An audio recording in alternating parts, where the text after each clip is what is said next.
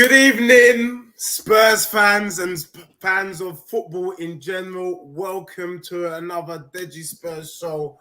I've got two of my favorite people. Marlon Bashman is joining us later this evening.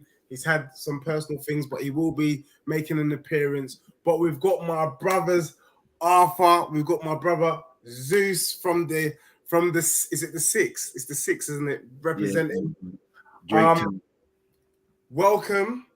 Tottenham Hotspur this season. I think there's so much for us to cover. But before we get into it, I'm just going to say, Arthur, welcome. This is your first foray onto the channel. How are you? How are you feeling? I'm good, man. I'm good. Thanks for having me. Looking forward to it. It's nice talking about Spurs at the moment. Man, it's just enjoyable.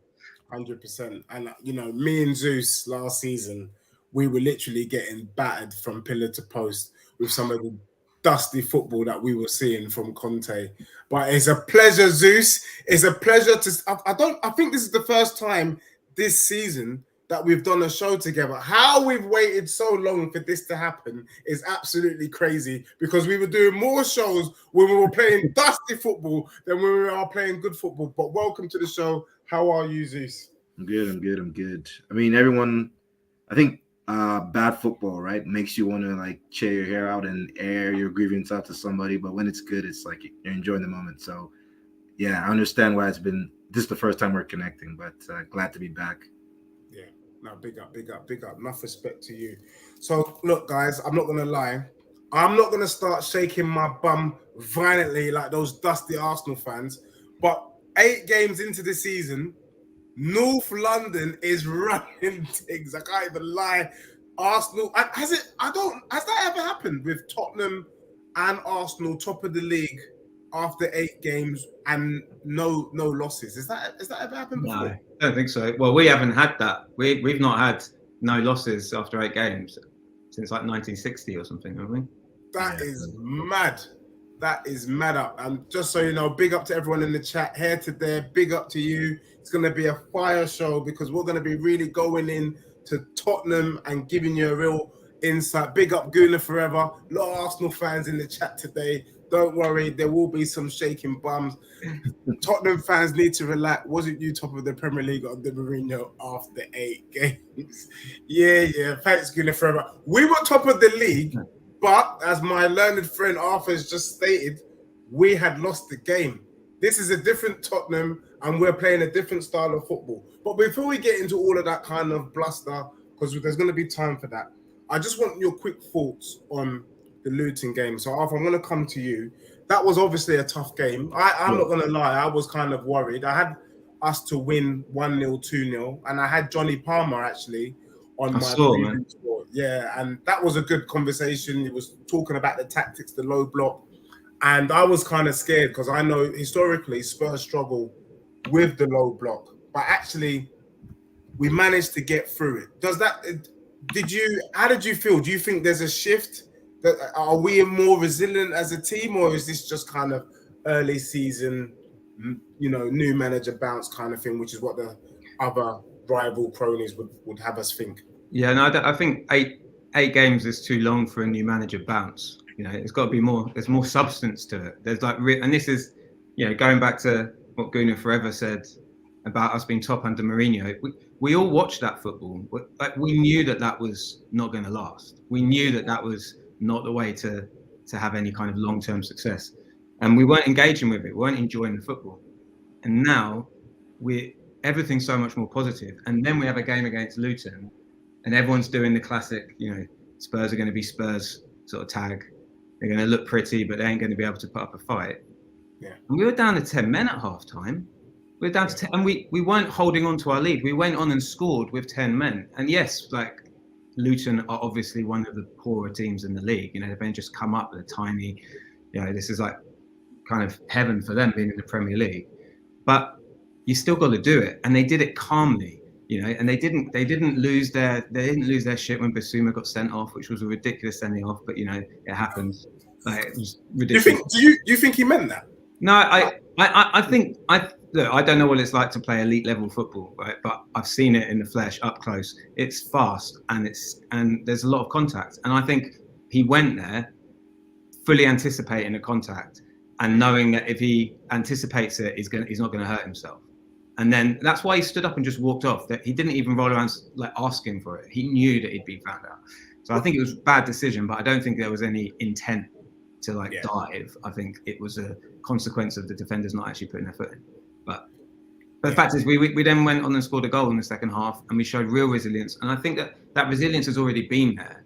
That resilience was there against Sheffield United. It was against Arsenal. It was there against Liverpool.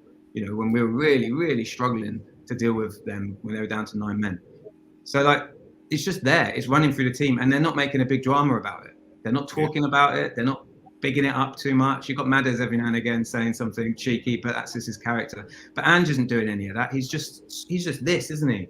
All the way through every game and every press conference and every chat, he's just calmness personified. And that's just translating into the team. So that's where, you can win a game like that because there's no panic. We get to panic, but they're not panicking. We used to panic, man. 100%. I think we used to panic.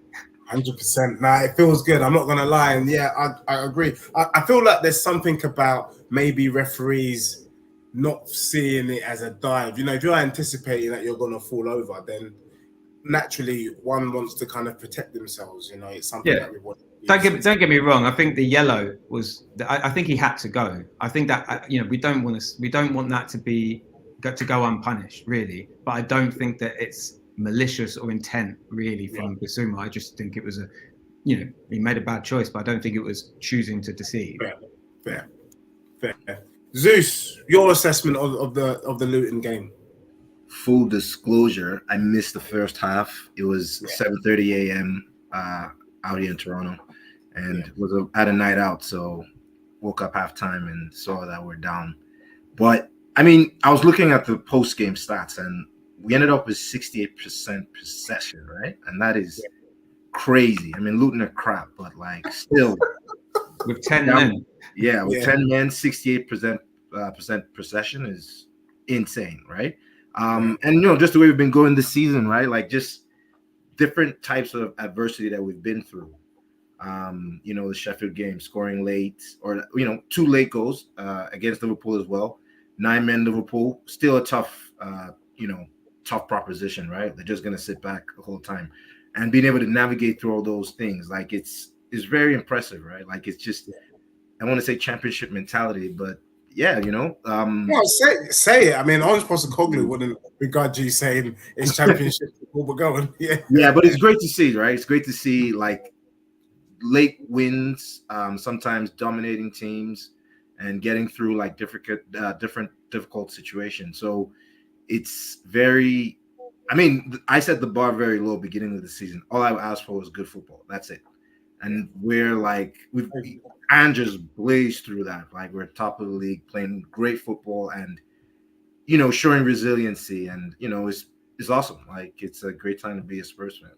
Yeah, no, 100%. I totally agree. And one of the things that I noticed quite early on, and I was saying this from the Arsenal game, is I don't remember a time, even under Pochettino, where we consistently have just more ball possession. Even when we were playing the Big Six, you go to the Emirates, it's probably at the very best Tottenham 48%, Arsenal 52%. But we went to the Emirates, got a draw, and we had more of the ball.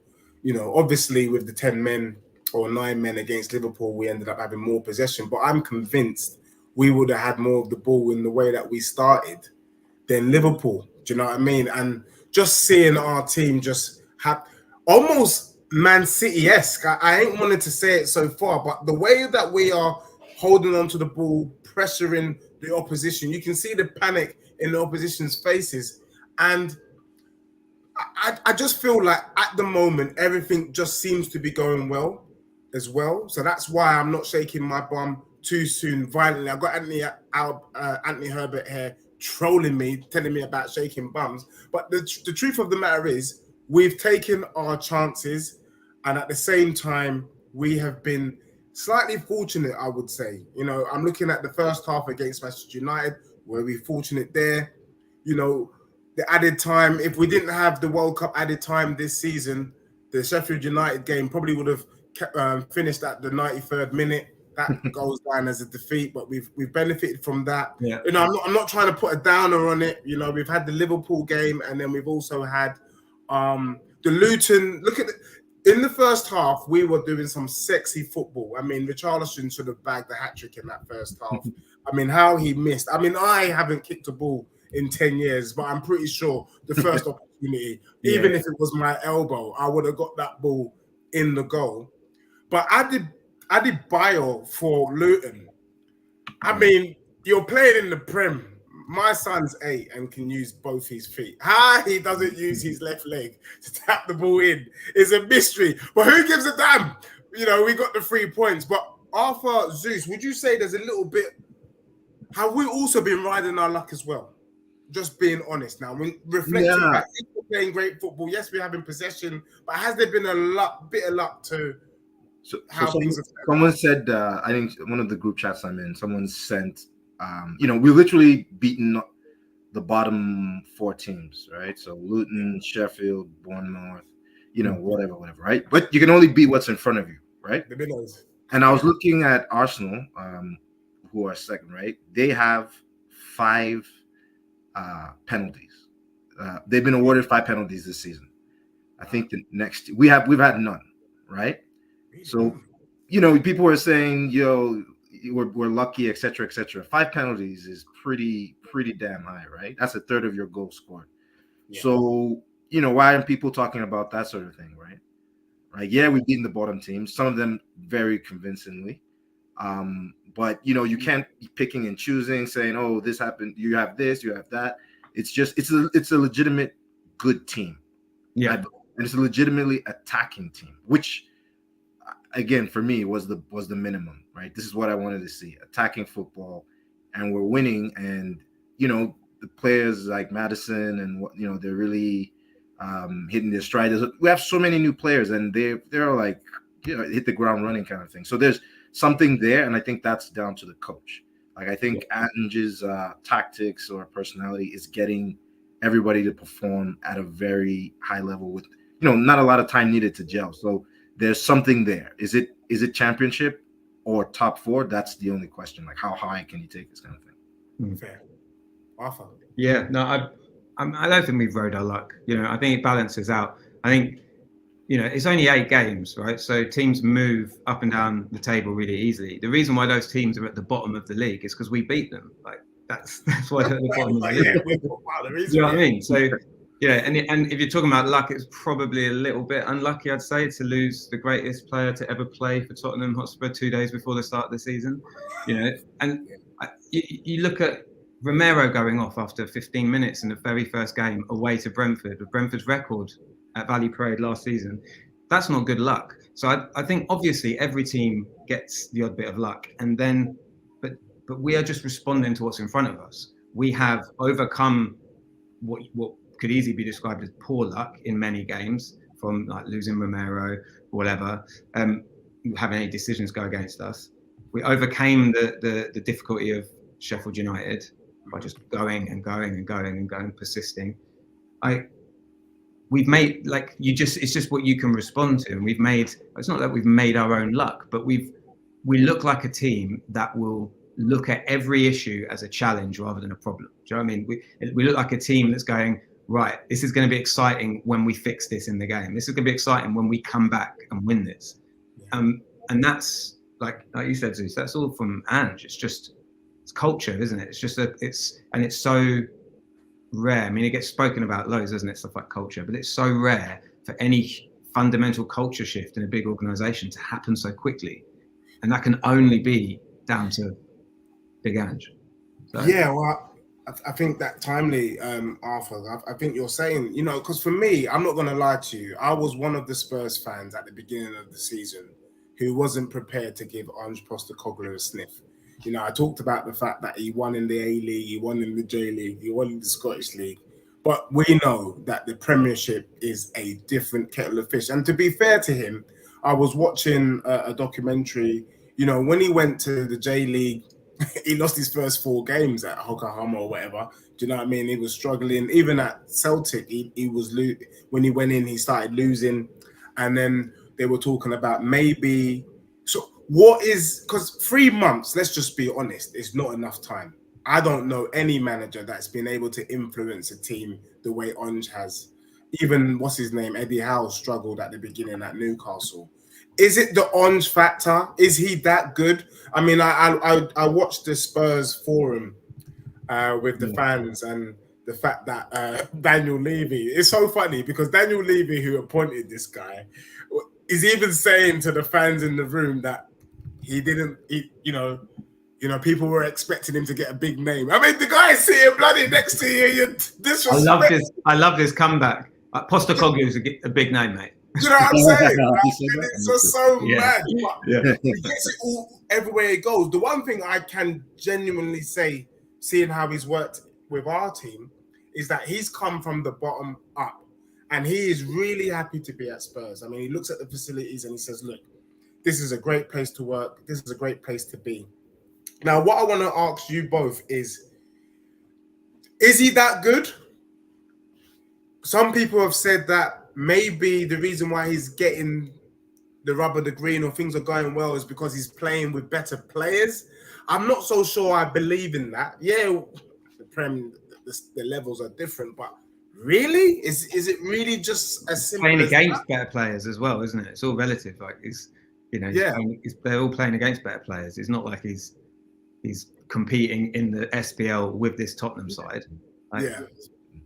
No, exactly. Or I guess what I want to do is I want to give him his props without giving him his props. Should we be giving him his props? Because when you look at his history and look at his journey, and one of the things when you listen to Postecoglou's interviews, he is sure of himself. He is sure of Ange Ball and the impact of Ange Ball. Is Ange Ball really that effective? Is it here to stay? And could it take us to the promised land? I guess that's the question that I want to throw out. And I'm going to start with Alpha, then Zeus on that one. And see what people in the chat are thinking as well. I think in short, like, he is that good. I think Ange Ball is only effective because Ange is managing the team. Like, it's not just the football. You know, I was thinking about, I actually, not to brag, but I was on the Ange train way before anyone even mentioned him. I used to do a job years ago. I did some football commentating, and I ended up commentating some domestic games, foreign domestic games. And I commentated on a J League game. It was a Yokohama game, and I was doing my research beforehand. And I was like, "Oh, what's this? I feel like I recognise that name." And I was like, "Oh yeah, the Australian manager." So I read about him, watched a couple of the interviews of him in Australia from years before. Watched that one of him, that motivational speech he gave to the Australian team. When, right, let's have lunch. And then he just the football was great as well. And I was like, oh, that's great. And then I heard he went to Celtic, and then it was all going on. I was talking to my friend Jake, who's a Celtic fan, and I was like, I'd like your guy. And that was before anything was being said out, because I just wanted someone who wasn't making it all about himself. He's not got. We've all got an ego, but it's never front and center with him. He doesn't have to brag about what he's doing. He's just one of the most authentic people that you can watch on, you can watch on telly, public speakers, whatever. He speaks so well. He's so emotionally intelligent. And I think Tottenham fans are starved of that sort of connection with their team. And if he's on that fan forum, if he's mating Daniel Levy, if he's calling Daniel Levy mate, and putting him in his place, then you got to know that he's pulling the strings in the whole club. Like, he is bossing the whole thing. Everything is emanating from him. Yeah. And so he's got to be that good. I'm not saying that means we're going to win everything. I'm not saying that means we're suddenly, 5 years away from doing what Man City did last year and winning a treble. I'm just saying that he will, given time, get the absolute best out of what he's got. Yeah. And it will also just be like enjoyable, because it always is. Yeah, no, fair. And there's a nice insight there. Knowing about Postecoglou before is kind of refreshing, because one of the things I didn't want to be is guilty of just jumping on the bandwagon because everyone else was jumping on the bandwagon. But so far so good. The bandwagon seems to be true. But Zeus, your thoughts on Postecoglou so far? Yeah, and then just picking up on Arthur's point of being able to get the best out of what he's got. I think that's literally what it is. Like I look at a lot of these players, well, yeah, they were there last year, but your boy Conte wasn't getting the best out of him. Like Oh, Bissouma, Sar couldn't get a sniff, neither could yeah, he Basuma. didn't get a sniff. Bissouma was, non-existent on the team. Romero, it wasn't as good as he is right now. So I think I don't know if it's Ange Ball getting the best out of the players, or maybe he's speaking to them, putting an arm around the shoulder, and they, reaching their potential. So I think last season, I really thought we were, after the first, like when Conte came halfway, I thought, okay, he only had half a season and we finished fourth. The season after, title, I'm all in, right? Yeah. And I think the players were there. It was a good side. We've always been like last season, anyways. We're a good side, but the manager was mental. And Ange comes in and uses these players and gets the best out of them, and that's what we're seeing now. So the Spurs, I've always, even last season, this is a good team. We've got some very good players, but we're not performing up to standard. But with Ange now, and it's either him or his system, a combination of both. Yeah. We're flourishing. So well, he trusts them, doesn't he? He trusts them, and like Van der Ven started against Brentford, having had 2 training sessions. There's no way Conte would have done that. Conte giving Sarr a game against AC Milan in the Champions League because he had to, and then Sarr and Skip, to be fair, bossing the game and playing it like exceptionally for their experience and their age, and then him not getting near the team afterwards. That's ego of the manager. That's ridiculous. What you're doing to a player, all you do is like you trust and you say, and that's what he keeps saying over and over again, isn't it? And he keeps saying they know that if they do what I'm asking them to do and they fuck it up, it's on me. They're not going to get an earful from me. And that's just the difference. You've got Conte barking on the sidelines, and you've got Ange just letting people do their job. No, you're right. And one thing I can say is that Ange does have some kahunas because, in the Arsenal game, we had Udogie, Sarr, and Bissouma pick up yellow cards quite early on. The normal thing to do would be at half-time, get them off, because you're scared that there's going to be a guaranteed red card. And he bloody left him on the whole game. He took manners and sort of, I was like, what the hell is he doing? Well, that's why he's so smart, because in retrospect, what would it have looked like to those players if they're taken off? What would it look like to all the other players? How much is he trusting them? How much does he trust that they can play a mature second half? If he takes them off, he's not trusting them, and that spreads down. It's panic, and then it's about him because he's worried about losing. He's not worried about losing because it's bigger than him. He played a blinder against Arsenal. No, he did. Let me just big up to everyone in the chat so far. Big up to Anthony Herbert. Anthony Herbert is a Tottenham troll, to be honest, because he's an Arsenal fan. He's saying he's the Spurs slayer. I like to see that, mate. Yeah, come find me outside your stadium in my Spurs kit. Don't you worry. We've also got Anthony Herbert in the building. Big up to you, mate. Big up to Guna Forever. Big up to Here to There.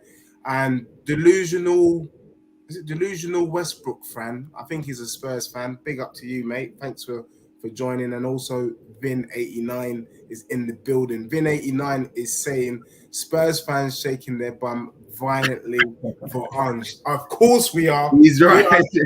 He's right. Our bum violently, because as you guys are saying, I also think we got to give a little bit of props to Fabio Paratici, because when you look at the players that this guy brought in, please, Daniel Levy, I don't know what even if he's writing letters to you with potential players, listen to this brother. Under Paratici, we've had Deki, Bentancur, Sarr, Bissouma, Romero, Udogie, and I can't remember anybody else. Van der Ven. Is that a Paratici? Well, he was all of the players. He was consulting, wasn't he? He must have been. I think he just stopped like maybe 2 days ago or something. Like he definitely was in charge of the Valise one, and obviously we don't know what's going to happen with him, but he's already on the bench, and he's already when he came on against Luton for those few minutes, he held up the ball so well, and he's a 19-year-old kid from Argentina, so Beast. Yeah. So big up to Fabio Paratici, because literally he's brought us gems. When you look at Van der Ven, I'm not gonna lie, I had Vicario in the first game against Brentford. He was looking so shaky. that I labelled him vicarious liability. But I'm taking it back. I'm taking it back. Vicario has proved me wrong. Big up to him. But just to see these players come in and hit the ground running. There's none of this. They need a season to acclimatize nonsense. These guys have just come in and hit the ground running. Pedro Porro is a different player. Who said Porro couldn't play right back? What nonsense. Under Ange Ball, he can play and assist. So it's absolutely brilliant. So bearing with all of that in mind and all of the signings, who's been your favorite? Who's been your standout? I mean, I know there's some obvious, but I'll probably give you two, maybe. But who's really impressed you the most this season out of all the players that have come in? And I'm gonna start with Zeus. First off, I would say Van de Ven, come to a new league, get stuck right in, and he looks top class, top quality. Like, so that to me is always impressive when someone can come in and just just kind of boss a new league. Then I guess maybe Bissouma, because he was a beast at Brighton, comes to Spurs, barely gets a sniff under Conte, now is like top form, one of the best central midfielders, defensive midfielders in the league. So kind of like the gap of not maybe missing like a whole year of your career, and then to resume that level. So those would be the two I would say for me: VDV and Bissouma. Arthur. There's just so many. I'm going to go for a less obvious one, because obviously I can wax Liverpool about Madders, like and how much we've been crying out. We fans, not the club. The club haven't been crying out for that, because Conte didn't want a number 10 like that. Mourinho didn't want a number 10 like that. He was happy to see the back of Eriksen, but we have been crying out for that sort of player. So he's obviously. Say again. Because we needed a player. Because we needed him. Yeah. It was crazy. I'm going to say my standout, because of the size of the job, because of the fact that if he wasn't brilliant from the word go, we'd be screwed, is actually Vicario, because it's seamless. Like Hugo Lloris, we had him for 11 years, and obviously we know that he had a bit of a decline recently, but he also had a bit of a decline a few years ago, and then came back and had two of his best seasons at Spurs. So it wasn't a guarantee that it was the end for him. And to have a one goalkeeper at a club for 11 years, and then for this guy to come in, and the highest he's played is Empoli in Serie A, and he speaks so well. Yeah. And he's only 27, and if he doesn't hit the ground running, we are screwed. I mean, obviously we need Madders and Bissouma and Romero and Van de Ven and Porro to step up and Son to step up. But if one of those aren't quite doing it, we're probably going to be okay. We might not be quite as good at results, but it's not going to be a massive hole. If he comes in and lets the pressure get to him in goal, Vicario, the whole thing, it's castle of sand, it just collapses. So for me, that's the most impressive in terms of what I was expecting at the beginning. It's amazing that we don't really talk about him in the games. He's so solid and consistent. And that's going to be my reason for him being standout. You're making me rethink mine now. Like I forgot about. Like we don't talk about him. There's no like mistakes, no clangers, nothing. And it's just like, that's a sign that your keeper's doing a great job. You don't talk about him, right? It's not like, oh, you should have saved this, or you call. It's not like Onana, right? Onana is in the news week out. So, well, there's another one. There's another one. It's all about ego, right? Onana's a goalkeeper and he wants to be the star of the show, which is never going to be good for a goalkeeper, really. Well, I realised that. What do I know about football? Because when I was watching Vicario pre-season, he did look like a bag of nerves. And Hair today agrees with you. He says Vicario all day over Raya. Big up. I've been telling you that even Vicario is better than Ramsbottom, and it's good to see that Arsenal fans are now on side. And delusional Westbrook fans said Vicario wasn't as nervous as people thought versus Brentford. Since then, he's been stone cold. Yeah, no, he looked shaky. Maybe it's just his style. There was just something about him. Romero went off, didn't he? So suddenly he was playing with Sanchez and Van de Ven, who'd never played together. because Van de Ven's only been there for 20 minutes. And the goalkeeper, and he's trying to play the game he's been asked to play, which is passing out, being calm. And it's like improvising, do you know what I mean? Rather than actually working, so ultimately it was pretty impressive, really. It didn't fold. Yeah, no, fair. And you saying that's made me think and said, he's been solid and he's made some crazy saves. For me, I do like the fact that Madders has made us forget about Kane. I regret the fact that we didn't get to see Madders and Kane together, because I think we would have won every game so far, potentially, with the way Kane would have. The chances that Richarlison's missing, Kane buries with his eyes closed. But what Madders has done, he's almost been a like-for-like replacement. Not in terms of goals scored, but in terms of presence. He's a direct replacement for Kane for me, in terms of what he brings to the team and what he brings on the pitch. And so we haven't had to miss Kane because of Madders. But I wanted to big up Pape Matar Sarr, mate, because for me, you've got Arsenal fans shaking their bum violently for Declan Rice, saying how he's so great, and if Declan didn't come off at half-time against Spurs, they would have won. Look, Declan went off because he had pain in his back. He had pain in his back because he was getting run ragged by the Spurs midfield. But I do feel like Pape Matar Sarr almost kind of does that Declan role for us. He's out there running. He's got such an engine. He's kind of hoovering up tackles left, right, and centre. And I put it to some Spurs fans on Sunday. Bentancur is 3 weeks away from coming back. Yeah. Right? What happens then? Because for me, I think the front, if it's not broke, don't fix it. But I think we need to be putting some respect on Sarr, because what a revelation he's been in the midfield. And actually now we've got the cliche would be it's a great headache to have. But I'd be upset if, he weren't able to continue playing if Bentancur comes back. Does Bentancur just walk straight back in? Your thoughts on Matar Sarr, and then does Bentancur walk back in, or does he have to kind of earn back his spot on the post? Arthur? Sarr's been absolutely great.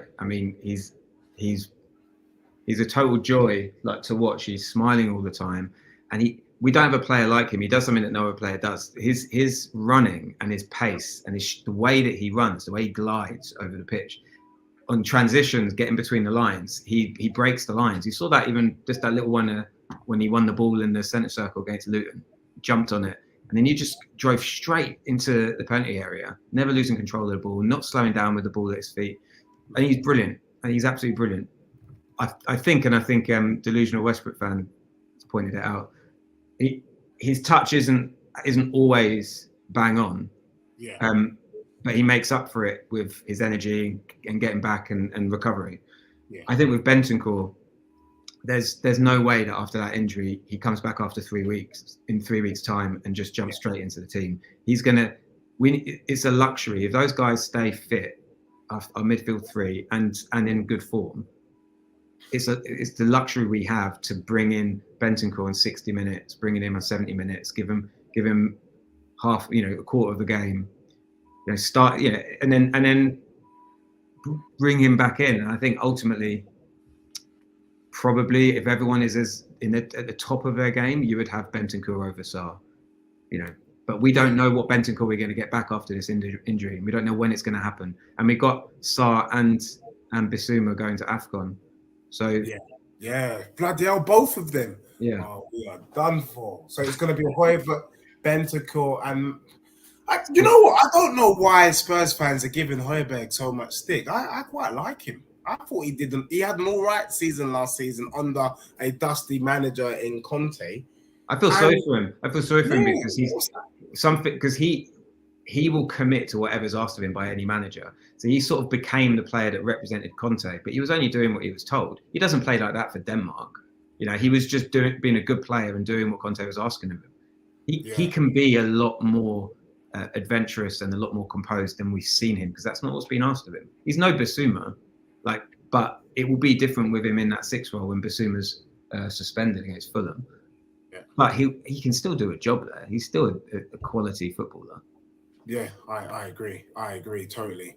Anthony Herbert was banned. I hope that was a mistake. That might have just been a technical error. So, Anthony, if you're watching this show later on, that is an apology there. That's my laptop probably playing up, and that's no joke. Quick comment on Romero, though. I battle with Arsenal fans daily. And in my personal opinion, I think Romero is a better defender than Saliba, and that's not banter. Messi calls him the best defender in world football. I think he is the best defender in world football, but under Conte, under a Dosti system, under a back three, it just bloody didn't work for him. He's now playing with a decent defender in Van de Ven. He's got Udogie and Porro doing bits, and now we're seeing a different side. I don't even know if Romero's even been booked this season. Just a quick comment on Romero, and is he the best defender in the league, or are we giving that trophy or that crown to Saliba just for now, and you want to see more from Romero before we can hand over the crown to him? Zeus. I'm gonna go with Messi, right? Like Messi, if Messi says he's the best, not a bad opinion to have. But I mean, the maturity that he's shown has been fantastic. Like last season, walking red card, right? Like just chances are 80% chance that he's gonna get sent off. But now he's toned it down a little bit, but still an elite defender. Is that big Ange? Possibly, right? But he's been phenomenal at the back. Is he the one kind of showing VDV the ropes and then teaching him adjusting to how to adjust to the Prem? Maybe, but he's definitely matured. Maybe one part of his game he could improve on is has he scored a few this season? He's got a goal. Oh, he's got two. Oh, wow. He scored a header. No, he scored two. He scored against Brentford and Burnley. Yeah, there you go. Yeah, I remember Lee scored. Yeah. My bad. But some elite defenders like from yesteryear, like I guess the original VDV. What's his full thing? I'm confusing. The Liverpool chap, Van der Vaart. Roger Van Dijk. Van Dijk. There you go. They and Rio Ferdinand to some degree, John Terry, right? Like guys who were more consistent in the goal scoring, like it. Popping up, scoring corners, that sort of thing. If he can get to that level, then we could be talking maybe all-time, Premier League defender. So he's been awesome. Arthur, is he better than Saliba? Just with your chest. Look, trying to not just sit with my Spurs hat on, which obviously I am doing. I wouldn't choose to swap Romero for Saliba.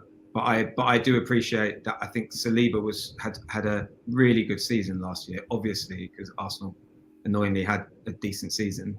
Disappointing in the end, but they had a decent season. So I think it's fair to say that Saliba has had the opportunity to show more consistency, but I'm much more excited about Romero. I think his ceiling is way higher. He does everything. You see him running up the pitch in the first half against Luton, taking it down the wing and having a bit of a 1-2 and setting up Son, and then go like. His long balls are really good. His short balls are good. He controls the pace of the game. He just comfortably waits for the other attackers to close him down and then plays it round them. I mean, I think he's exceptional. I think he's one of the best defenders in the league for sure. Yeah, I'm gonna call it out. I think Romero. I've been saying it from time. It's just that if I don't know if Saliba can shine under that bloody Conte system. Let's just be real. And I think Romero is going to show his class this season and show all Arsenal fans to sit down and shut your mouth. I mean, I had Arsenal fans telling me that Zinchenko is a better left back than Udogie. I mean, anyway, that is laughable. The only other thing you could... Well, Jesus is better than Son. I mean, honestly... Blasphemy. I mean, Jesus and Richarlison are pretty much on par. You know what I'm saying? If Richarlison rubbish, I do think Richarlison can come good. I just want to touch on this quickly before we move on to expectations. Again, I was with these other Spurs fans on Sunday. They've written Richarlison off. They think he's absolute garbage. We've wasted 60 million. I'm of a different opinion. I liked Richarlison at Watford. I liked him at Everton. And I was one of the Spurs fans that would have liked to have seen him at Spurs. So when we went in for him and we bought him, I went, well done, Tottenham Hotspur. I think Richarlison needs time. I don't think he's a number 9. I think he needs to play on the left. That's where he was effective at Watford. That's where he was effective at Everton. With a run of games and a bit more confidence, I do think Richarlison could shock everyone and come good and at least hit double figures this season. But these Spurs fans have literally decided to literally just close the door on Richarlison and say, no, he's not good enough and we should go out and get another striker. First and foremost, if we are going to get another striker, who could we possibly get? And please don't tell me Ivan Toney. But you're quickly, Arthur, Zeus, quick thoughts on Richarlison. Yeah, I don't write anyone off. I never wrote Emerson Royal off, and he was never as bad a player as people were making out when he was struggling at the beginning. Never. Didn't write any of them off. I don't write Porro off, and I don't write Richarlison off as well because I trust what Ange is saying. I don't think he's lying. At the beginning of the season, after press conferences, he was saying, "Look, he's doing what I'm asking him to do. The goals will come. I'm not worried about that. He's contributing to what he's asking him to do." And he was.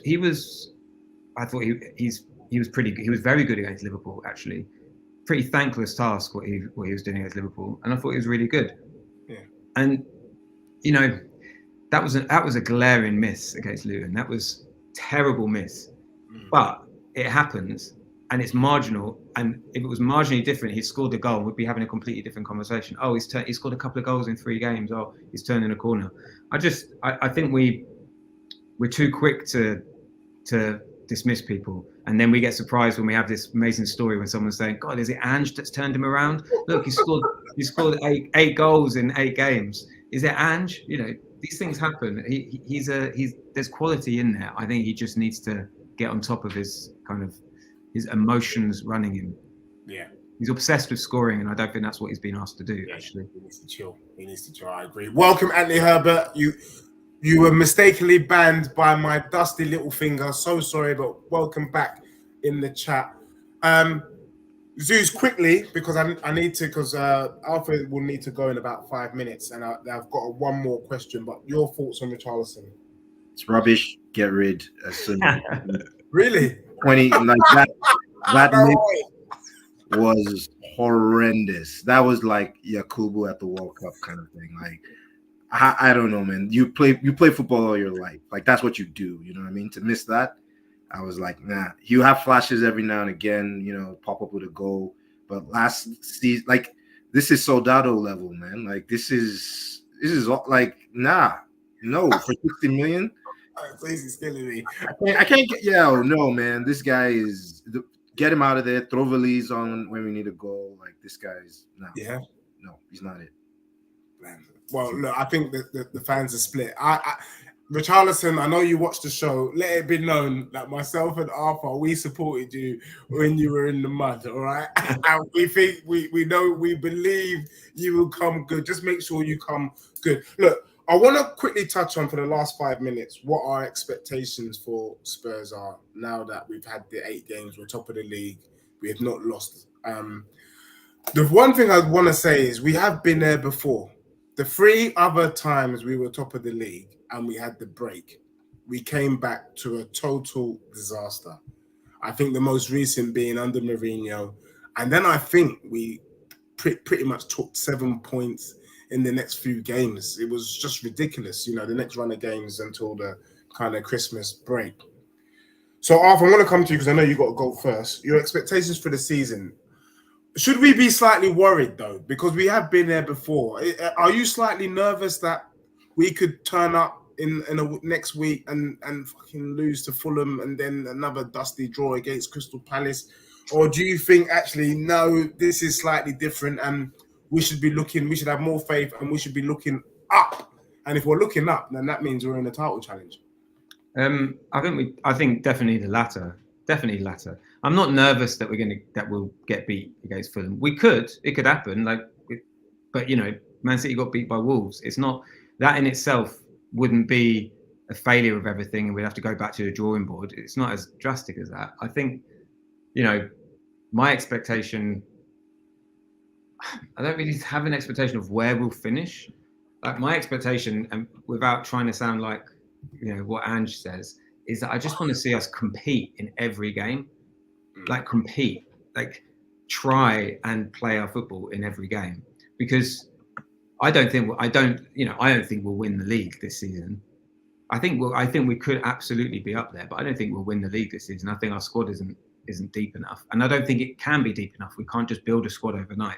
So I think we have to have some patience. And my expectation is that we compete in every game. And if I had to put a bet on it, I think we will finish in the top 5. Top 5. Yeah, I do. I think we probably are gonna get a hiding at some point. I know people said that would happen early on, but it probably will happen. But what's so important about now is that they're building such a good unity and like ethic and understanding of what's expected of them, that when the shit hits the fan, hopefully it won't just derail everything. They'll just go, okay, keep on going. And I think that's why I'm not nervous about it, because I think that's what will happen, because that's happened so far. I don't see there's no reason why Ange is suddenly going to become chaotic and madly emotional and lose his mind. He's never been like that. So he's not going to change. So I think we're on to something good, genuinely. But how soon that turns into like trophies, who knows? And to be honest, I don't really care at the moment, because we're so far away from that, like literally so early in the season. I'm just not thinking about it. Yeah. Because I'm excited about every game. Every time I've been watching them so far, I'm excited about watching the game, and then I'm excited about hearing what Ange has to say about it afterwards. And that's just completely the opposite of what it's been for a few years. So I'm just enjoying that. Yeah, big up. Arthur, I know you're going to go soon, so big up to you. Respect to Arthur. Look, everyone, Arthur will be coming back. He's a very, very good friend of mine. Hopefully, we'll be doing some more things together. Arthur, I know when you have to leave, just it's all right. You can just go, But I don't want jump off in a couple of minutes. Just want to hear what Zeus says. Zeus, tell us your thoughts. First of all, Anthony Herbert is killing me. He says Richarlison finishes with 25. Not happening. But regarding predictions for the season, so last season I went all in. The way Conte finished the year before that, I was like, we're winning the league. Like, I was expecting the double, right? Like champs and the season. And of course that finished horrendously. So I huge expectations, and I went very, very, very low expectations for this season. All I wanted was just good football, nothing else but good football, and just surpassed that with great flying colors. So that's there. It's going to be there. Do we have a good playing style? In terms of winning the league, probably not, but top 5 should be attainable. I think top 5 would be even if we finish 7th, 6th. It's still in line with what I was expecting. Like, the football's good. We're great to watch. And Ange has actually said that there's going to be rough moments. Like, this is kind of something that Arthur was saying in the beginning, where it's like he's very even keel. It doesn't go too high. It doesn't go too low. He said there are going to be some rough patches for sure. Everything's going good now, but yeah, there's going to be some time. Maybe we lose 3 on the trot or something.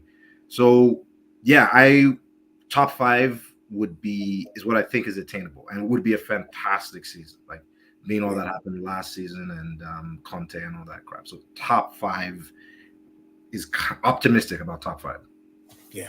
Well, for me, as you know, I had Tottenham to win the league or the Premier League last season, and I've done a U-turn this year. I refuse to be committed to giving early predictions, but I am actually going to do something, and I hope I'm not jinxing it and go out on a limb tonight, actually, with Ange Postecoglou. I want to say that if after 15 games, Tottenham is top of the league, then we are in for a dogfight. Then I genuinely think Tottenham are in for a title challenge. I don't like the fact that Arsenal fans, who had a freak season last season, may I add, are happy to say that Arsenal are going to be challenging for the Prem, but are not willing to say that Spurs are going to be challenging. But I think after 15 games, Tottenham are in for a legitimate title challenge, all being that if we can get through this international break and continue where we left off, then I think Spurs can do so. Ange Postecoglou said something to me that really excites me. They asked him, do you think Tottenham can win the league? or Spurs fans are winning league. Now I get trolled, and there's a lot of Spurs fans who hate me for saying that we could win the Premier League or the Champions League. And I'm thinking, well, if you're a Spurs fan, you should really be hoping for the best for your club. So why is that a bad thing? I will go, he said, let the Spurs fans dream. And there's a bit of wow about that, because Conte was always bringing us down. Conte was always saying, there's a lot of work to do. There's a lot of this, there's a lot of that. Postecoglou is saying, no, let them dream. Let them think they can win. Let them believe it. Because who knows? And ultimately, who knows? I mean, this bloody, dusty Arsenal side was on the brink of winning the league last season. If that dusty team can be on the brink of winning the league, who is to say that Tottenham Hotspur, our club, won't be on the brink of challenging or even winning the league this season? So for me, I'm going out on a limb. 15 games in, if Spurs is still top of the league, then rest assured Tottenham is going for the Prem. Or better still, after 19 games. What I can assure you, and you can keep the receipts, is we're not going to fold like a pack of cards like Arsenal did, where they literally handed the league to Man City with 7 games left. I think if Tottenham under Postecoglou had 7 games left to win the league, Tottenham win the league. You heard it here first. That's what I'm saying. So at the moment, Zeus, I was happy with 8th. I was happy to match our finish of last season, but to play better football. I think this season we can go out there and say, look, Newcastle is, there's a couple of teams that do frighten me. Newcastle's one of them. Aston Villa look a little bit dodgy, and Brighton. But for me, I think Postecoglou is legitimate. And if we can go and get an Osimhen, because Tottenham have been linked to Osimhen now. Apparently, we are looking at 104 million to spend on Osimhen. And with the dustiness that those Napoli bloody social media people have been doing with him, he's more than likely he would want to come to the Prem. And why not come to Spurs if we're top of the league? He's going to be playing Champions League football anyway the following season. So what does it matter? But you heard it here first. No other Tottenham fan is going to go out on a limb. Tottenham, after 15 games, if we're top of the league, we are going for the Prem. And rest assured, 7 games to go. If we're still top, we're not going to be like 7 green bottles standing on the wall. No. That was Arsenal. Us, Tottenham Hotspur, we will finish off the job with this manager. Yes, Vin89, I am telling them they need to know, get the receipts, troll me, I'll troll you back. And as for the Manchester United cronies, Vin wants me to, don't you worry, I've got Cass in my pocket. He's been in my pocket the last 3 weeks. Saturday night, never a foul.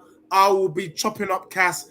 He's so lucky anyway, it's international week this week. So I might not even be on it this week because Cass will be hiding. But when we're back next week, rest assured, Cass is getting chopped up because that Man United team is so dusty that I could play in midfield for that United team. Just going through some comments before I bring Zeus in for some final thoughts.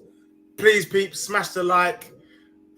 There's going to be a lot more content coming from Dejispurs. Me and Zeus are going to be chopping it up more often. Question: who scores the more Premier League goals, Richarlison or Havertz? Great question. Like that is that's a good forever. You're taking the absolute piss. Can we put that question to more goal contributions?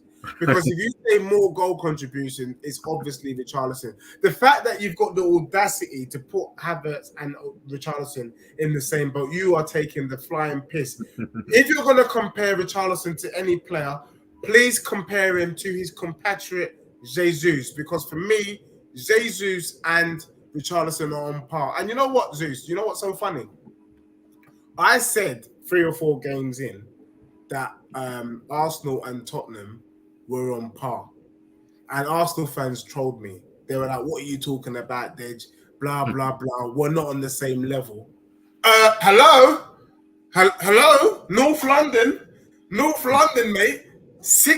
8 games in, 6 wins and 2 draws. 6 wins and 2 draws. Look who's laughing now. We are on par. I mean, the evidence shows it. In fact, we are slightly better because we're above them. Well, you get me? Put some respect. If this league finished today, Tottenham win the league. True or false? There ain't no replay, none of that crap. So for me, Arsenal fans need to stop shaking their bum for their team. I'm not convinced. Luton will get more points than Havertz and Richarlison put together in the league. Gooner forever. I'm not gonna lie, that is a great joke. Deji, you said last season about Tottenham winning the Premier League or Champions League. You know, even some of the great predictors might have just got the time wrong. Maybe it's this season that I was seeing, you know, through my crystal ball. Maybe it was the season after. Who knows? Only time. Look, if Tottenham win the league this year, I'll be telling you that I knew it was coming. I just didn't know who. And I genuinely believed in Conte. I like you, Zeus. I did think Conte, even with the dusty football, he could do something. But Conte gave up.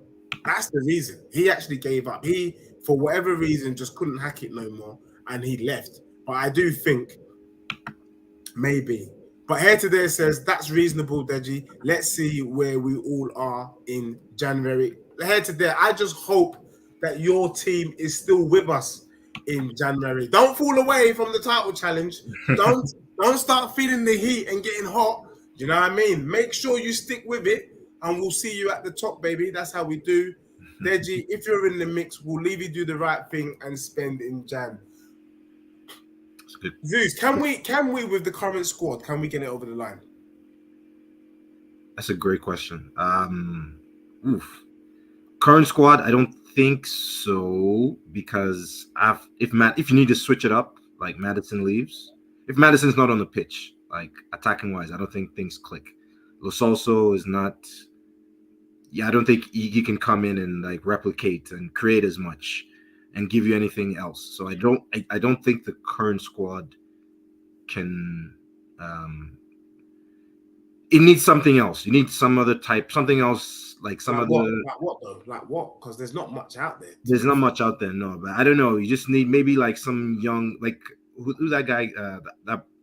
The chap that Brighton got, Ansu Fati or whatnot, like, you know. Yeah, I don't even. No, not someone like that. But I know he's very young, but like a game changer, someone that's could come and just tear up the league. We need a Mitoma then. He's a game changer. Could we go out and Mitoma? Yes, yes, but I fear that he's been maybe because this is the back of the last season he was killing it, but he's now to some degree a known entity. You know what I mean? Yeah. So I think you need someone. Maybe this is maybe where Big Ange comes because he's very used to the Asian market. Maybe you can pull someone from there for the latter half of the league, something like that. Like, and then again, Brennan Johnson has been injured for quite a while, so we haven't really seen what he could do. But just based off the Luton game, I would like an extra body that can change the game. Someone like in a Gareth Bale mold, who like one man show, you can give him the ball, but those are rare. But I don't think, like I said, I just need someone else to drive us offensively apart from Maddison. Yeah, I kind of agree with you. And what scares me now is the fact that Pape Sarr and Bissouma go off to the African Nations Cup, and the kind of replacements. If we can get Bentancur back and Højbjerg, maybe it can still work because Bentancur is a class act, but. Bringing on Skippy, man, it's just. It's just not the one. I do feel like we need a top. They're talking about Jota, the one that used to play for Celtic, being a potential option for Spurs. I like him. I think he's a good player. For me, I don't know why we just don't go out and get Neto, man, and just go pound for pound. I think Neto, Wolves, Neto, the one that scored the opening goal against Man City. I think he's class. Or an Eze. We need to. You're right. We need to kind of build the kind of strength. We need strength in depth, and actually, our first 11 is great, but it's still not even all that because Richarlison's not on Son. I even go as far as to say that the Kulusevski's not really been on Son. He's worked hard, but he ain't really been on Son, if you know what I mean. Yeah, but I think his contribution is not necessarily goal contribute. He does a lot of off the ball work that I think Big Ange loves. So he's always going to be in the first team, right? That's what I've seen. Like he's never been dropped. So that says, then again, the options aren't great. But I think Big Ange really likes what he does. Man, there's an article about him on The Athletic. I haven't read it yet, but apparently he's doing a lot of off the ball stuff that not necessarily contributes to goals. So okay, yeah. I think I'm still positive on him. Yeah.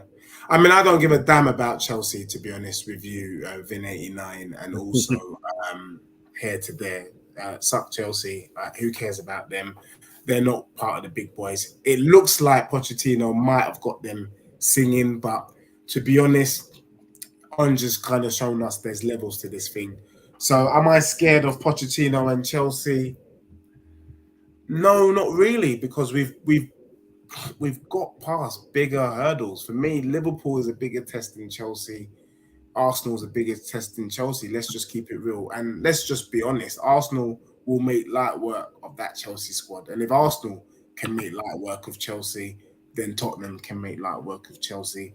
And I can say that with chest because, well, we're top of the league, innit? So, and I'll keep saying it, we're top of the league because people in the chat sometimes need reminding. But it's the 11th of October and Spurs are top of the league. Gunnar forever.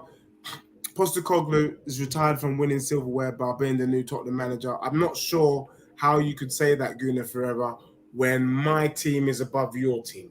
So if my team is retired from winning silverware, what are you saying about Arteta? Just saying. Because Arteta, if he's so great, then let's see what he's talking about. We've also got Tony Delusional Claude in the chat, chatting hella garbage. Tony, stay in your lane. You know what it is. Tottenham top of the league. Put some respect on it. You are beneath us, though. Your level on point. Deji, that's foul. Jesus is far superior than here to there. That's from here to there. Here to there. When you see Brazil play, just tell me and remind all of us who starts for Brazil, Richarlison or Jesus. Enough said. And you heard it here first. Richarlison will score more goals than Jesus, even though Richarlison's not going to be number 9. And your striker, Jesus, is number 9. I'm not going to lie. I can't see the difference between Nketiah and Jesus right now. I don't know. Yep. I can't tell the difference. What I can tell you, though, is that if I had a choice at Tottenham Hotspur to have either of those players, I'd have none of them. I wouldn't take Nketiah or Jesus. That's the players. I'm quite happy with what we have at Tottenham Hotspur. Forget Jesus and Nketiah on a long team. Marlon Bashman is coming in just now. Po. Anthony Herbert. Breaking news: Nketiah will be a Tottenham player in January. No, we don't want. I mean, Anthony Herbert is a fan of Stranger Things. It's one of he's one of them ones where he watches Stranger Things on repeat. He's probably watched the 4 seasons at least 85 times. Anthony Herbert, just to remind you, you're not in the upside down. We are in the real world. If Nketiah was signed by Tottenham, then there would be pink elephants, and I'm Harry Kane. There you go. There's your answer. Marlon, you've missed the most of it, but quickly, while Zeus is still in the building. Cool. Your reflections on Ange Postecoglou, your favourite player so far this season, and what are you expecting from our beloved club? I pull it out. Let me write this down. I've said, because you might have missed it, Zeus is saying top 5 for Spurs. Everyone in the chat, including the Arsenal supporters, are saying top 5 for Spurs. I've gone further than that.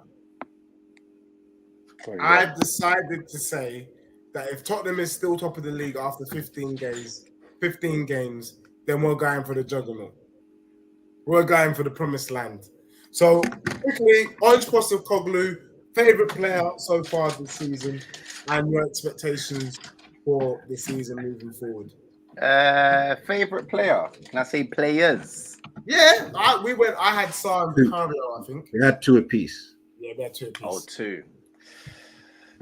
It has to be Basuma because he's definitely made a positive change to Spurs, and without him there, you'll see the difference. Yeah. And then I have to say, do you know what? There's so many good players. I have to say, Porro. You know, Porro from last season struggled, and I was dreading him this season. I was like, oh my god, this guy can't defend. But as I've watched him in flesh a few times, he's a good player, man. He's doing his thing. So I've definitely got him. He was at City for a time. I don't know Yeah, why. I forgot that. You know, he was. Yeah. But he can play, and he's aggressive with his defending, and obviously it shows when you're playing front foot football. Your players play a lot better and they've got a lot more confidence, and they're sitting back and having pressure because eventually you will crack. So I'll definitely go Porro and Basuma. I could have said Richarlison. I think he's been a gem. No, I'm joking. But anyway. Yeah, I was like, what? Hey, we did talk about Richarlison. Do you think Richarlison deserves more time though? Because I think he can come good, or do you think we should just be getting rid from now? Zeus wants him out the club like yesterday. If you've seen Richarlison from Watford, you know he's never been a good player. He's not good. Like Watford. Yeah, because he's in a team that's not good. And he can miss like 20 chances and score a goal. But at Spurs, you need to be more clinical. Even at Everton, he wasn't that good. He's not good, man. He's just one of them dodgy Brazilians, but he will do. He will do. I would never cuss him like that, but I just don't think he's not really good. I think he might surprise us all, you know. I'm out here publicly saying I support Richarlison. I think he can do a good job. I don't know, Tony Claude, why your blood is boiling. Just sit down and respect the thing, innit? Because for me... Where is he, Finland? He's in Finland, yeah. Finland, that's what I'm saying. He's way past his bedtime. It must be like 2 a.m. over there or something. You know what I mean? In Lapland. And this guy is saying his blood is boiling. At the end of the day, you didn't beat Tottenham. You had every opportunity. You managed to beat City, but you couldn't beat Spurs. Yeah? We are showing you levels from already. Do you understand, Tony? Yeah? Come say something to me, innit? But you can't say nothing. When you're above Tottenham, innit? Come message me. You know my number. You know where I'm at. Do you get me? Arsenal are saying, Andy Herbert reckons, Tottenham, if we got half a brain, we need to be getting this Neto, brother. Because I'm not convinced. Do you know what? Neto's a baller. It's my Neto at Wolves. Yeah. Huh? Baller. Neto is a baller. I think he's hard. We need to get him. He's a baller. So I tell you who's good. Neto or Kulusevski? Both. Neto's better. Because he's more direct. Maybe because I like that type of player, but then Kulu's doing his thing. I think Kulu's been a bit dusty this season, to be honest. Yeah, he ain't been great, but he's been carrying the ball. He's not been as creative as I believe he should be. But I mean, people have been shaking their bum for Kulusevski and keep telling me that he's working hard. I don't give a damn if he's doing extra steps. Yeah, I can do extra steps in my yard on the stepper machine. Yeah. I want to know how effective you can be on the pitch. Not how many steps you've taken today, which is what it feels like.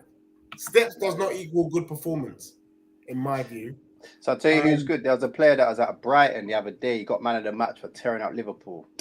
Oh, that young Ivory Coast player. Oh, I love him. And Dringa or something like that. Baller. Is he a right back or right mid? Right winger. He's such a baller. Get him. Get him. That's what we need to be getting. But to be honest, I think under Postecoglou, we might find gems like that. Vicario is a gem. VDV is a gem. We knew what Matters was about.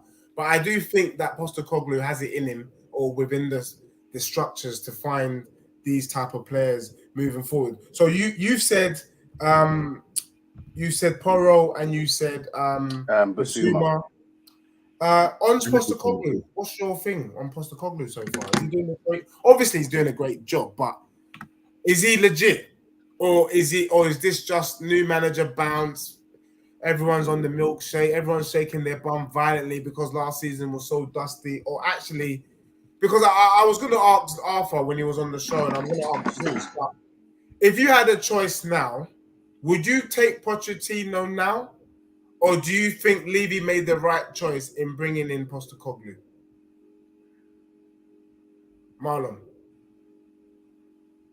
Zeus. Let me ask you that while Marlon comes back. Would Yeah. you take, because me and you both wanted Pochettino back. Let's be real. And I'm not getting convinced by the dusty start Chelsea had. Pochettino's legit. Yeah. I But mean, I don't know. no, 100%. He made the right choice, right? So the way Chelsea are struggling, I wasn't sure of, is Sorry Pochettino about that. legit? It's all good. Is Pochettino legit? Like, I mean, PSG didn't have a good run, and the way Chelsea started the season was pretty bad. So he's not. Yeah, he still has to kind of prove himself, right? Pretty much. So Ange has come in flying. So and he's top. He has a philosophy that's consistent. The starting. I like knowing what to expect of my manager, and I the agree. lineup. Yeah, it helps that we're not in Europe or anything like that, but the lineup consists. When he makes a change, I know why. It's not him just trying things, or like he has a philosophy that he sticks to, and he's predictable in some the style of play. The strategy is predictable as to I know why he's tweaking certain things or why a certain player comes on, etc., etc.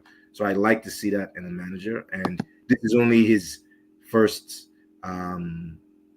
First 8 games, first new league, the Premier League. A lot of managers come from the Scottish League and fail, but he's doing well so far. And I think he's still getting acclimatized. It's only going to go up from here with him, I believe, right? So, yeah. Marlon, you're back. Postecoglou Can you hear me? Pochettino, or you Yeah, take we can hear you. Yeah. What's the question? Poch over Pochettino, would you take Pochettino back, or you're happy with Ange? In terms, did Levy do a good job? Because I was fighting for Pochettino before the season started. I'm not. Yeah, gonna lie to 100%. you. I was 100%. I was as well. But was Obviously, it, I'm in still a hindsight fan. now? Was it the right decision to bring in Ange, or because anything can happen? Chelsea are only like 8 points behind Tottenham. That's not a lot of games. It's not. Obviously, I was an advocate for Poch to come back, but maybe if he did come back, he wouldn't have been that good, and he might have been under pressure straight away. So maybe a fresh face was a good option. It seems to be working so far. Yeah, it's only 8 games, and they keep saying it's just we ain't really played no one. No, we played quite a few teams. They just need to start giving us credit. We're doing a good job where we are at the moment. So. What it is. Obviously, you don't want to get too excited because it's early days, and as a Spurs fan, you can be easily disappointed. But let's see how it goes. It's been a good chat so far, and I think he's been a good manager. Fresh face, new philosophy. Yeah, man, it's doing his thing, and the players seem happy.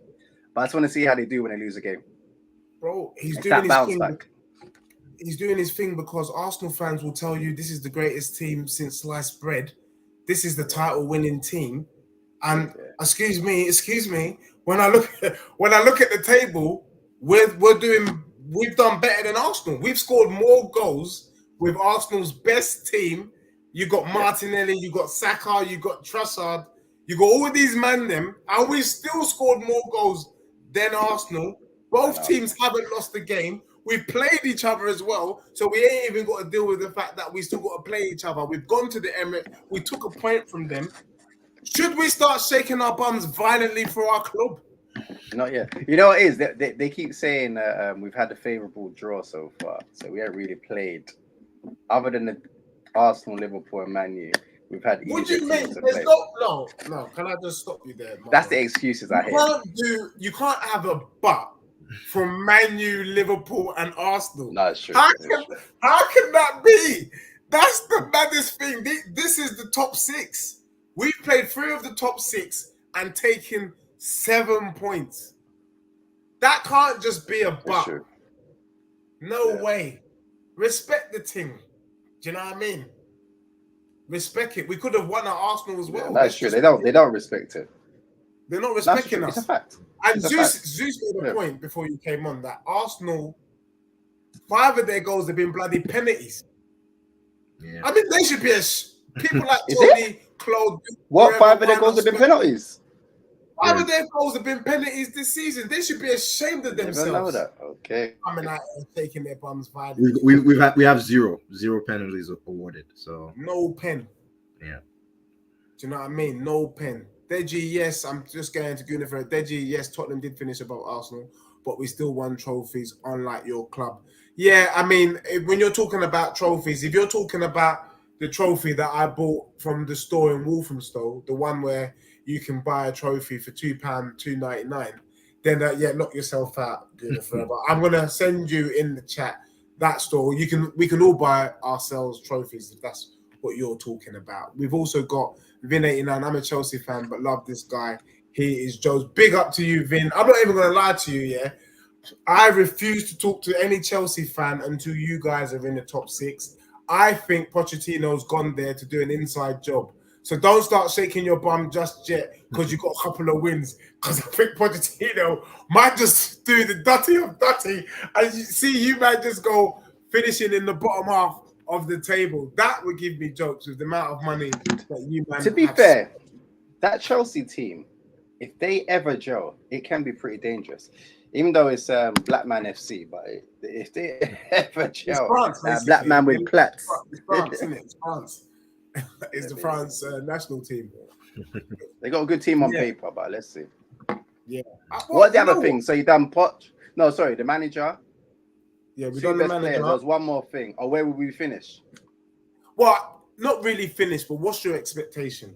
I don't want to be so prescriptive to say where we're going to finish. Although I have pushed the boat out today saying after 15 games, but it would be good to hear what your expectations shifted. I mean, what were you expecting before Orange, and now what are you expecting? I didn't know what to expect. I was just thinking it could be rough, but we're playing positive. Because we're playing once a week, and you've got Man U, Newcastle, Arsenal, and Man City in Champions League. I think we could easily get top 4 if we stay injury free. Top 4, top 5. Top 4. I'll even go top 3. We can make it. Okay. 100%. 100%. This is a world exclusive. I've never seen my bro Marlon with so much chest. He's talking about top 3. Say it again, Marlon, because this is an exclusive. Top 3. The Tottenham team's never been bad. We just had some dinosaur managers that just come with their madness. You go to a Tottenham game for 45 minutes, you just might as well not turn up. So it's just. But now I think there's ways to bring good players there. So if we stay injury free, we'll be all right. So are you semi-agreeing with my statement that maybe Tottenham after 15 games, 19 games, if we're still top of the league, then legitimately we're in a title challenge? That's half the season. I don't know about title challenge. We could do. It just depends. I still don't think the front 3 are doing enough for Tottenham. If they were firing, I would say yes, because I think everywhere else is fine. It's just the top 3. And to me, they're not doing enough. There's something missing. Maybe obviously Kane. Marlo, you're right. I've been saying this season that Tottenham have been playing with 8 men because I've not been. Yeah, because I think we've not had a top 3. I don't think Kulusevski's been good. He's been running around. I think Son hasn't really been Son, but he does finish. He does. And the goals outshadow actually what he's been doing. I will say though, he has come alive since the Arsenal game. Prior to the Arsenal game, that's true. Yeah, Son was unbelievably dusty. Even in the Burnley where he got a hat-trick, he was still dusty in that game. I missed that game, but I heard he weren't too good. Be dusty when you have a hat-trick. Charlison has been fully dusty. I mean, cobweb dusty. I mean, you go and dust is in your it's like talcum powder. You know, your face is all white. That's the level of dust that the Charlison. I hope Brendan Johnson does well. I hope he does. Yeah, that's the brother that I'm looking. I'm not really convinced by Manor Solomon, to be fair, and I'm not gonna lie. I was never moved by Perisic, to be honest with you. I never was, but at least he's better up the field, though. He's better further up the field than where he was as a wing back. I just think he's stiff. No, I agree with you. I agree. Just a stiff guy, to be honest. I wish it was Perisic 26, 27, not Perisic 45.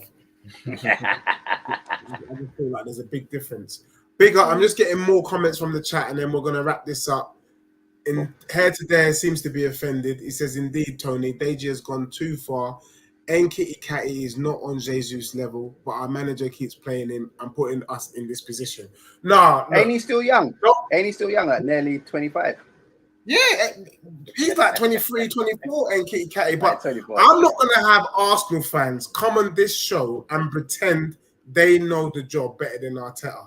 Because you, man, have been shaking your bum violently for the good job that he's done. Under Arteta, you, man, are pumping your chest and talking about the fact that you, man, are going to be going for the league. You lot were shaking your bum on Sunday when you beat Man City. And now I'm having an Arsenal fan tell me that Arteta doesn't know what he's doing in picking Nketiah and starting him over Jesus. Let me tell you why Nketiah starts over Jesus. And Nketiah, you can see that Tottenham man are out here supporting you, unlike the people from your club.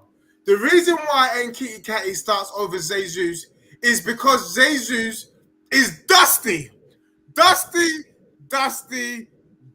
He been dusty. I'm telling you now, if Jesus was at Tottenham Hotspur, I'd rather play Skip ahead of Jesus. I'd rather see Skippy and Højbjerg over Jesus. He is dusty. I don't care. I've called it out. Let man come for me. I don't care. Smash the likes, people. Thank you, Tony Claude. Make sure you smash your likes. Jay Goat is chatting rubbish in the chat. He says Arsenal will overtake Spurs. Jay Goat, let me remind you that you've been saying it for 8 weeks now. They might do. But it is what it is. We're there for 2 weeks. We're fine. We weren't expected to be. No, it's going to be 2 weeks, 2 week break. I'm just saying we weren't meant to be in this position. So hold that. Everyone that's been gunning us, hold that. But could it be that we're doing something freakish? Arsenal were freakish last season. Yeah, because they had less games as well. Okay. Let's see. Anthony Herbert, I'm not going to lie to you, my brother. I have not understood a single joke that you've made this evening. I'm not going to lie. Maybe I've changed overnight in terms of my humor and what I find funny. Anthony Herbert, we know that you've been in the upside down, but my man is saying he's never watched Stranger Things. He would rather watch Peppa Pig. I'm sure I get it. Yeah, I think we move to the next comment on that one. Sorry, Anthony Herbert. Sorry to draw you out, but you had to get drawn out. Vin, he's magic. You know, Pochettino, Chelsea will finish above you. Vin 89. There's something called a wing and a prayer, and I just want to do this quickly. Sorry, Marlon and Zeus, but you know, like this is an opportunity for us to pattern some of these fans. So I want to just read the definition of a wing and a prayer for Vin 89, so you know what it means, yeah. And I'll read it for you. And once I read the definition, I won't go any further. It says, and this is the Cambridge Dictionary, Vin 89.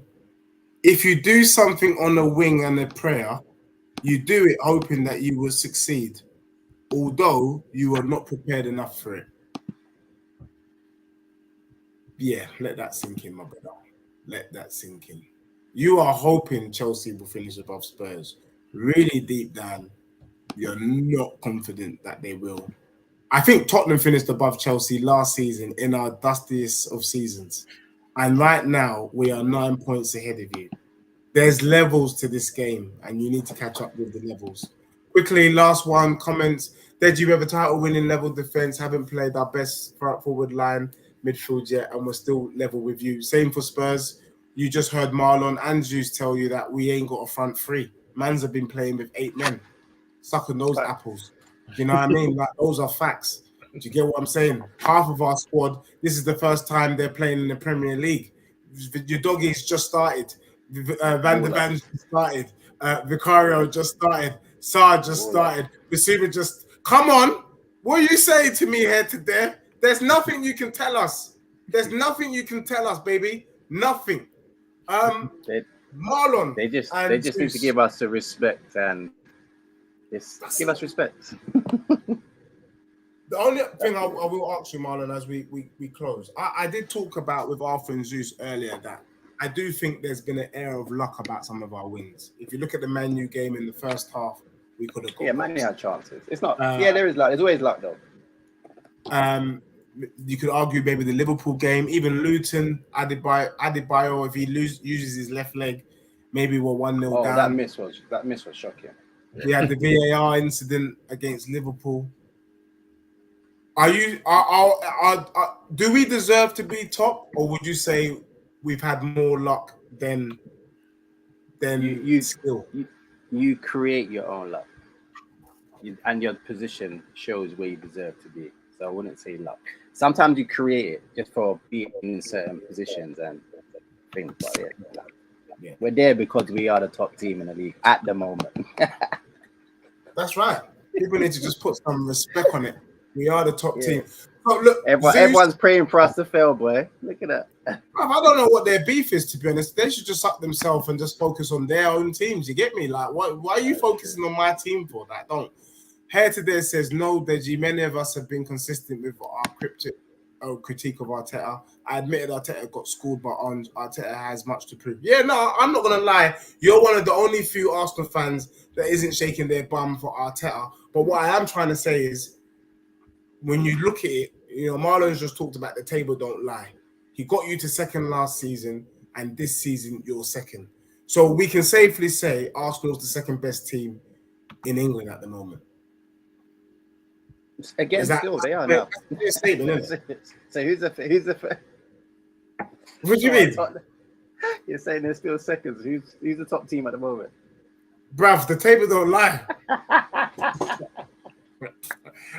I don't know what you thought. What you want me to say? City? I'm not going to say City for you. I'm not saying that. No, the table don't lie. That's true. Don't. Luce, am I overstepping? Nah, man, you're good. The table ain't lying, no. You're gonna make these people hang you, I swear. Well, I'm just. I look. Let me tell you what's making them. We're not making them angry. Looking at the table and seeing our club first is making them angry. I'm only because we know that there are. That's a fact. Man City was the best team last season, and if you remember Marlon and Zeus, Arsenal fans were shaking their bum about winning the league 4 games in. They're shaking it. They're shaking it because they beat Man City. I've never seen so many fans over the moon. They're still doing cartwheels. Even today, they're like, "Oh my God, we beat Man City, winning the league." I was like, 8 games in. What are you talking about? Because you got 3 points on Man City if you won the league. You know what I'm saying? Hey, Vin, don't bit off more than you can chew in it, because you're a Chelsea fan. You don't want to play Tottenham right now. You're not ready for us. Cool, dog. Cool yourself, yeah? Because you, man, were struggling against Luton and them teams there. You know what I mean? Chelsea's lost 4 games or 3 games this season. You don't want this smoke. Who's Chelsea played? Which big team have they played apart from Liverpool? Liverpool, innit? That's it. True. Chelsea is 9th in the table, 11th in the table, and in your first 8 games, the only big gun that you played was Liverpool, and that was the first game of the season. Just let that sink in. Big up Jesse Orlando. Jesse Orlando, I don't even know why you're Wait, here. is it? Oh, the next game's Arsenal. Who? Chelsea. Nah, it's long. They got some rough fixtures coming up. Vin 89. I don't even know why you're chatting. Are you gonna beat Arsenal when we get back from international break? Are you gonna beat them? Come with some real stuff. Jesse Orlando is a Man U fan, and I'm not gonna lie to you, I don't even bother with Man U fans, to be honest. Them and Chelsea are dusty. So, look, thank you. We've done an hour and a half, 90 minutes, just like a football match. I think it's fair to say that for the first 8 games, Tottenham deserves to be top of the league. We've played the best football. We've had the best players. Madders, Basuma have been arguably the best players in the Prem so far this season, continuing their good form from the beginning. And yeah, I think Tottenham are doing bits. Can we continue, Marlon? I think if we can get through Fulham, Crystal Palace, then I think we have to take our manager's advice. I think we have to start dreaming. He doesn't see any problem with us dreaming. So why not dream? Why not dream for bigger prizes? We ain't got to worry about the Carabao Cup. We ain't got to worry about Europe. There's no distractions. The one thing I do think, though, is I think Postecoglou will treat the FA Cup a little bit more seriously, though. I think he will. Yeah. But even if he goes out the FA Cup, I don't even give a damn, to be honest. As long as we give it a good bash in the Prem, and so far, the only other team left that I'm scared of is Man City. To be honest, I'm not scared of Chelsea. Newcastle could be a bit dodgy for us, only because them man are gladiators. Like they're all 6'5", 6'7", and they're barbarians. To be honest with you, them Newcastle players, and I knew they were gonna bang up PSG because PSG just didn't want that level of smoke. So I'm worried about the Newcastle game. I'm worried about the City game. I think we'll slap up Aston Villa. I think we slap up Brighton as well. Sorry, just going back about City. De Bruyne isn't back to win. Like he's missing the rest of the year, right, or something. Yeah. I don't know. They haven't looked like, at least Haaland. Haaland looks very average. Not the same. Yeah. Without KDB. So who knows? Who knows? They might not. They might have to really catch up a lot when he comes back. Just saying. Like, yeah, you're scared of him, but without KDB, I'm not as scared. Yeah, they don't look the same. They don't. They look beatable at the moment. Yeah. Look at Vin89. Look at what this Chelsea fan is telling me. He said, you struggled against Luton and Sheffield, you idiot. Yeah, Vin, we didn't struggle. We had 10 men against you. We won. Man won. What have you done, bro? Like, what have you done and who have you played? You got slapped up by Villa. You not got slapped up by Brighton. Huh? And Forest. Get out of here, man. Get out. This man is trolling now. Get out. Look, everyone, make sure you smash a like. Thank you for tuning in. Spurs are top of the league. We don't give a damn. We're shameless. But let it be known that we Spurs fans, we go by one thing. The table doesn't lie. And on that note, good night. Thank you very much. Peace.